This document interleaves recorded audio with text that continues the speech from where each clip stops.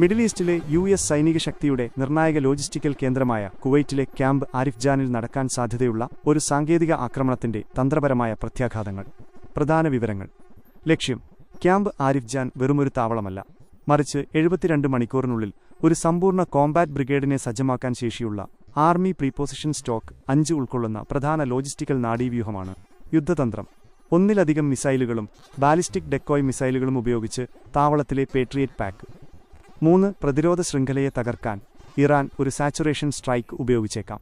Multi domain പ്രഭാവം: ഒരു ഭൗതിക ആക്രമണത്തോടൊപ്പം ഹോർമൂസ് കടലിടുക്ക് അടയ്ക്കുമെന്ന് ഭീഷണിപ്പെടുത്തുകയോ അല്ലെങ്കിൽ ഒരു മൾട്ടി ഡൊമെയിൻ ബ്ലാക്കൌട്ട് സൃഷ്ടിക്കുന്നതിനായി കടലിനടിയിലുള്ള ഫൈബർ ഒപ്റ്റിക് കേബിളുകൾ വിച്ഛേദിക്കുകയോ ചെയ്തുകൊണ്ടുള്ള സാമ്പത്തിക യുദ്ധവും ഉണ്ടായേക്കാം. ആഗോള പ്രത്യാഘാതങ്ങൾ: ഇത്തരം ഒരു ആക്രമണം തന്ത്രപരമായ അനിശ്ചിതത്വം ഇല്ലാതാക്കുകയും ഉടനടിയുള്ള US പ്രതികരണം നിർബന്ധിതമാക്കുകയും ചെയ്യും. കൂടാതെ ബ്രന്റ് ക്രൂഡ് വിലയിലെ കുതിച്ചുചാട്ടവും ഷിപ്പിംഗ് ഇൻഷുറൻസ് നിരക്കിൽ